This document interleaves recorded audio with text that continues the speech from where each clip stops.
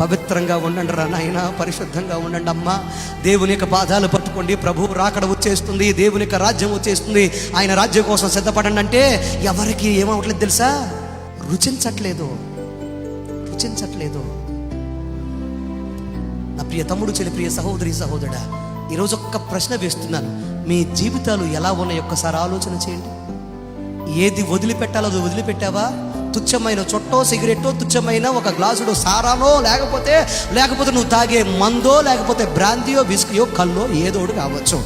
అది ఒకవేళ నీ యొక్క అందమైన పరలోక రాజ్యాన్ని నీకు దూరం చేస్తున్నట్టు దాన్ని వదిలిపెట్టలేవా?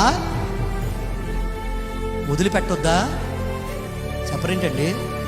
నువ్వు నడిపే అక్రమ సంబంధమో, లేకపోతే దేవునికి అనుకూలమైన కాని సంబంధమో ఏదైనా కావచ్చు, ఒకవేళ కుటుంబాన్ని, నీ యొక్క జీవితాన్ని, నీ యొక్క పిల్లల్ని, అలాగే నీ యొక్క అద్భుతమైన భవిష్యత్తును, అలాగే దేవుని రాజ్యాన్ని దూరం చేస్తున్నట్టు వదిలిపెట్టాలా వద్దా? చెప్పరేంటండి? కుక్క తన వాంతికి తిరుగునట్లుగా, పంది బురదలో, చెప్పండి, పంది బురదలో పొర్లునట్లుగా నీ జీవితంలో నువ్వు గనక అలాగే అదే పాపంలో గనక ఒకవేళ పొర్లుతూ అదే పాపంలో తిరుగుతూ ఉంటే ఎలాగ రక్షించబడతావు అనుకున్నావు? ఎలాగ పరలోక రాజ్యానికి చేరతావు అనుకున్నావు? ఒకసారి ఆలోచన చేసావా? There is only one way. ఒకటే మార్గం అండి పరలోక రాజ్యానికి. ఆయనే ప్రభువైన యేసుక్రీస్తు.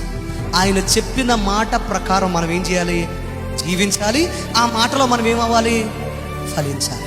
అలా ఫలించలేకపోతే మన జీవితంలో పరలోక రాజ్యానికి వెళ్ళే అవకాశం లేనే చెప్పాలి లేదు.